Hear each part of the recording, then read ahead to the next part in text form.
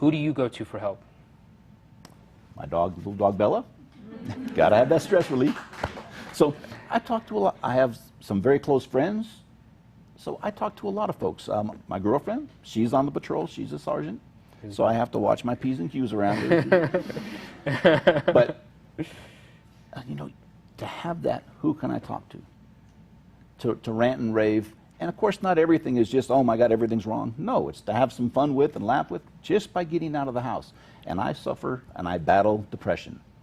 So I will still have days, sometimes 3 days at a time, where I don't want to go out of the house. It's very, very difficult. And it's hard to understand if you've never been through it. But I've had cancer before, I've had brain injuries, a lot of different things.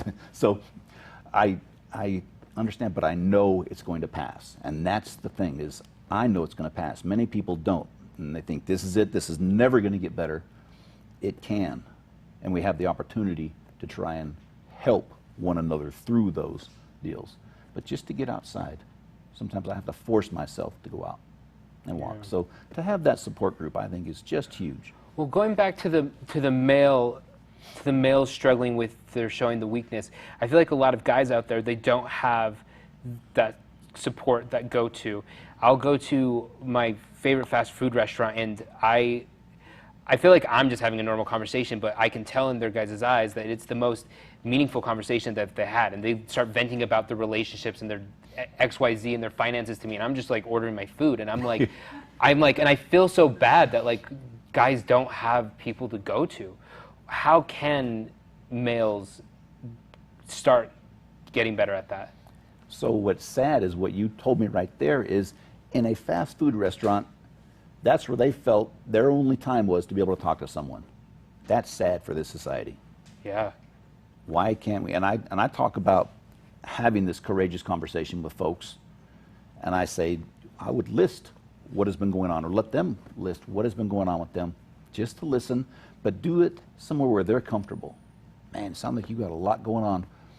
See where they're comfortable. I'm not going to ask them to do it in a coffee shop, a restaurant or something, because the emotions come out and the tears and everything else, and folks don't want to break down somewhere in public. So yeah. Where can we go where they're comfortable to talk? And say, hey, I'm here for you. I'm just going to listen. I probably won't have the answers, but I am here for you, and you do not have to go through this alone. It's that feeling alone. I think Yes. it's a really tough part. Yes. For sure.